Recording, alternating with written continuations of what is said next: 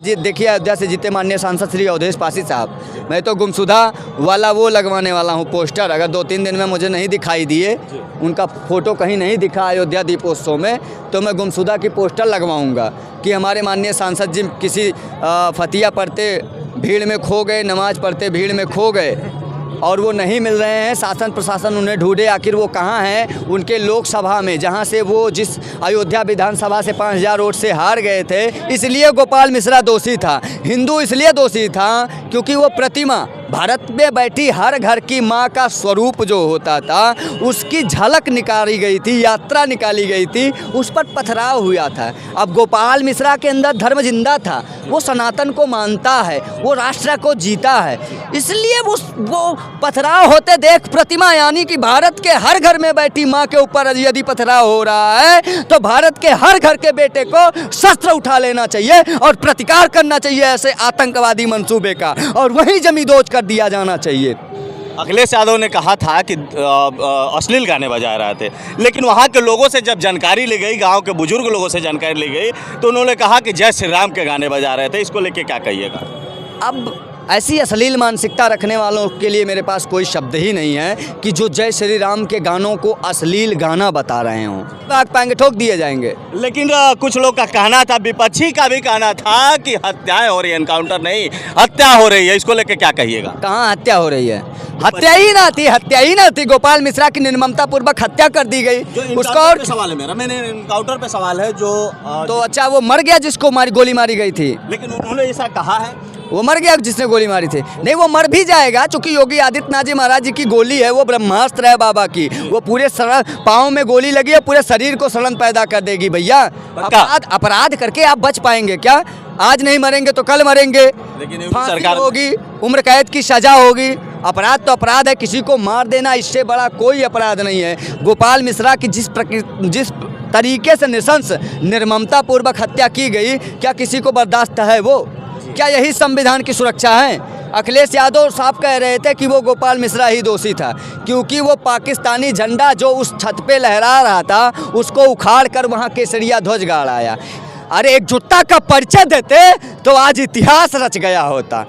बावजूद इसके कि उत्तर प्रदेश में माननीय मुख्यमंत्री आदित्यनाथ योगी जी महाराज जी की सरकार है, शासन प्रशासन बहुत चुस्त और दुरुस्त है, व्यवस्था इतनी सटीक है कि आप अपराध करके न नेपाल भाग सकते हैं, न पाकिस्तान अपने बाप के यहाँ भाग सकते हैं। नहीं भाग पाएंगे, नहीं भाग पाएंगे, पक्का नहीं भाग। लेकिन अगर कहीं भी मानवता को शर्मसार किया जाएगा, जमींदोज किया जाएगा, तो 100 करोड़ हिंदू तैयार बैठा है। अब बहराइच कांड पे कुछ टिप्पणी देना चाहेंगे? ये दुखद घटना थी, निंदनीय थी, जिसमें मैं हिंदू समाज को ही दोषी मानता हूँ कि गोपाल मिश्रा को एक सेपरेट कमरे में उठा ले जाया गया और नीचे खड़ी भीड़ देखती रह गई।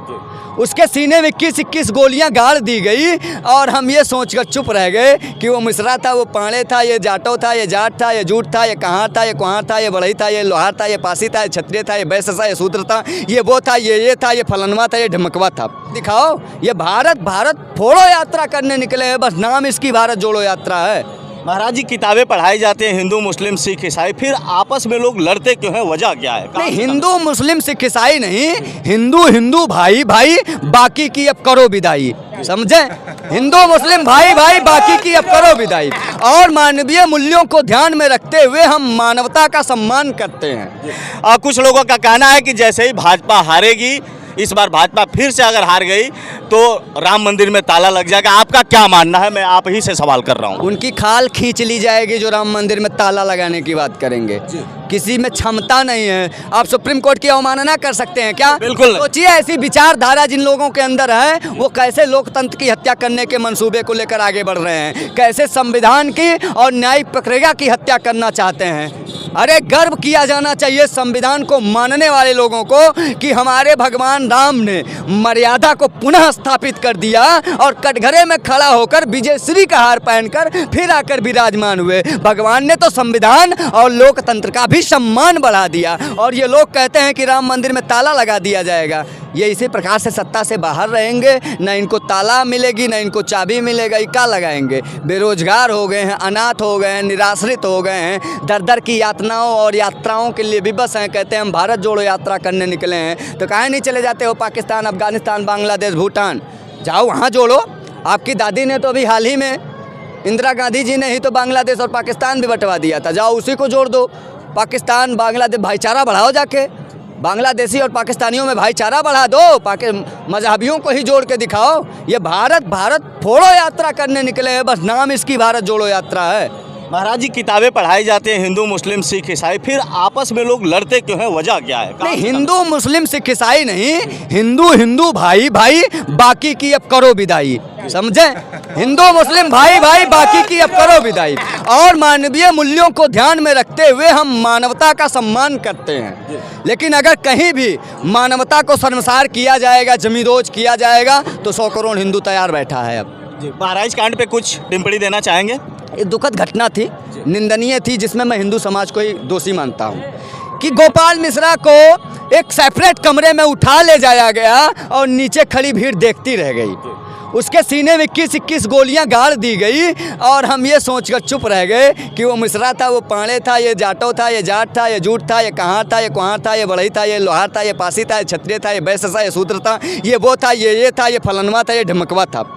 अरे एकजुटता का परिचय देते तो आज इतिहास रच गया होता। बावजूद इसके कि उत्तर प्रदेश में माननीय मुख्यमंत्री आदित्यनाथ योगी जी महाराज जी की सरकार है, शासन प्रशासन बहुत चुस्त और दुरुस्त है, व्यवस्था इतनी सटीक है कि आप अपराध करके न नेपाल भाग सकते हैं, न पाकिस्तान अपने बाप के यहाँ भाग सकते हैं। नहीं भाग पाएंगे? नहीं भाग पाएंगे, पक्का नहीं भाग पाएंगे, ठोक दिए जाएंगे। लेकिन कुछ लोग का कहना था, विपक्षी का भी कहना था कि हत्याएं हो रही है, एनकाउंटर नहीं हत्या हो रही है, इसको लेके क्या कहिएगा? कहाँ हत्या हो रही है? हत्या ही ना थी। गोपाल मिश्रा की निर्ममता पूर्वक हत्या कर दी गई। उसका और सवाल है मेरा, मैंने एनकाउंटर पे सवाल है जो तो अच्छा, वो मर गया जिसको गोली मारी गई थी, लेकिन उन्होंने ऐसा कहा है, वो मर गया जिसने गोली मारी थी। नहीं, वो मर भी जाएगा, चूंकि योगी आदित्यनाथ जी महाराज जी की गोली है वो ब्रह्मास्त्र है बाबा की, वो पूरे पाँव में गोली लगी है, पूरे शरीर को सड़न पैदा कर देगी। भैया, अपराध करके आप बच पाएंगे क्या? आज नहीं मरेंगे तो कल मरेंगे, लेकिन सरकार होगी, उम्र कैद की सजा होगी। अपराध तो अपराध है, किसी को मार देना इससे बड़ा कोई अपराध नहीं है। गोपाल मिश्रा की जिस तरीके से निशंस निर्ममता पूर्वक हत्या की गई, क्या किसी को बर्दाश्त है? वो क्या यही संविधान की सुरक्षा है? अखिलेश यादव साहब कह रहे थे कि वो गोपाल मिश्रा ही दोषी था, क्योंकि वो पाकिस्तानी झंडा जो उस छत पे लहरा रहा था उसको उखाड़ कर वहाँ केसरिया ध्वज गाड़ाया, इसलिए गोपाल मिश्रा दोषी था। हिंदू इसलिए दोषी था क्योंकि वो प्रतिमा, भारत में बैठी हर घर की माँ का स्वरूप जो होता था उसकी झलक निकाली गई थी, यात्रा निकाली गई थी, उस पर पथराव हुआ था। अब गोपाल मिश्रा के अंदर धर्म जिंदा था, वो सनातन को मानता है, वो राष्ट्र को जीता है, इसलिए वो पथराव होते देख प्रतिमा, यानी कि भारत के हर घर में बैठी माँ के ऊपर यदि पथराव हो रहा है तो भारत के हर घर के बेटे को शस्त्र उठा लेना चाहिए और प्रतिकार करना चाहिए ऐसे आतंकवादी मंसूबे का, और वहीं जमींदोज कर दिया जाना चाहिए। अखिलेश यादव ने कहा था कि अश्लील गाने बजा रहे थे, लेकिन वहाँ के लोगों से जब जानकारी ली गई, गांव के बुजुर्ग लोगों से जानकारी ली गई, तो उन्होंने कहा कि जय श्री राम के गाने बजा रहे थे, इसको लेके क्या कहिएगा? अब ऐसी अश्लील मानसिकता रखने वालों के लिए मेरे पास कोई शब्द ही नहीं है कि जो जय श्री राम के गानों को अश्लील गाना बता रहे हों। यह दुखद व दुर्भाग्यजनक है, और यही स्थिति थी कि आप जय श्री राम का नारा यदि लगाते थे तो आपको भगवा आतंकवाद का हैशटैग दिया जाता था, स्लोगन दिया जाता था।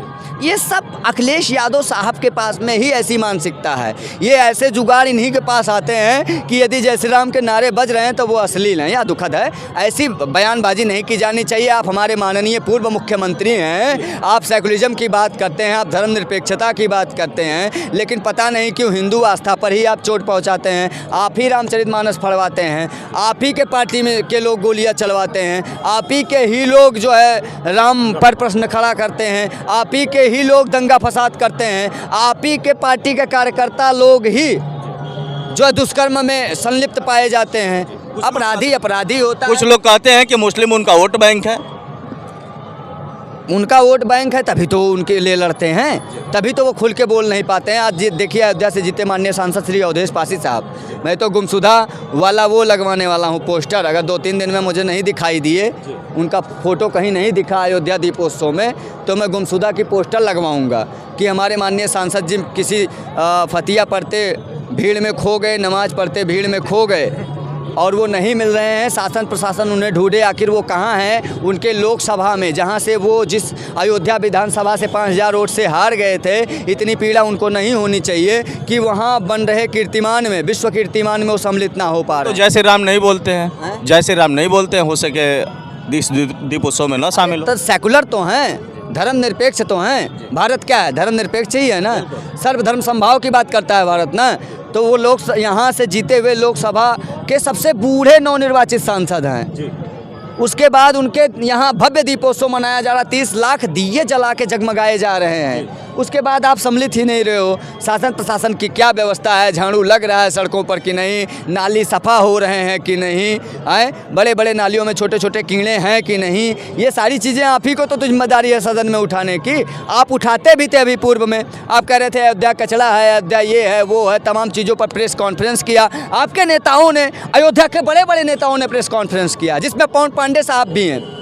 हाँ, एक भी प्रेस कॉन्फ्रेंस इस समय नहीं आ रहा कि अयोध्या में भव्य दीपोत्सव की सर्व हिंदू समाज को बहुत बहुत बधाई शुभकामनाएं। चैनल के माध्यम से अवधेश पासी जी को कुछ संदेश देना चाहिएगा। हाँ, भगवान उनको सद्बुद्धि दें, ईश्वर उनके ऊपर कृपा करें, उनके समर्थकों को भी सद्बुद्धि दें। कहते हैं कि ऐसा पानी पीता है कि खुदा भी नहीं जानता। कुछ लोग कह रहे थे कि ये राम भक्त हैं, अपितु वो जय श्री राम नहीं बोलते। कुछ लोग कह रहे थे कि ये प्रत्येक दिन सरयू में जल स्नान करते हैं, तो ऐसा पानी पीता है बंदा कि खुदा भी नहीं जानता है। उनके संविधान संरक्षक, पीडीए प्रणेता, पॉपुलेशन डेवलपमेंट अल्पसंख्यक, हाँ, यानी कि एक मजहब विशेष का जनसंख्या बढ़ाओ प्राधिकरण बनाने वाले श्रीमान अखिलेश यादव साहब, वो कहते हैं कि अयोध्या से जीते अवधेश पासी अयोध्या के राजा हैं। अरे सकल न सूरत, नाम राम मूरत।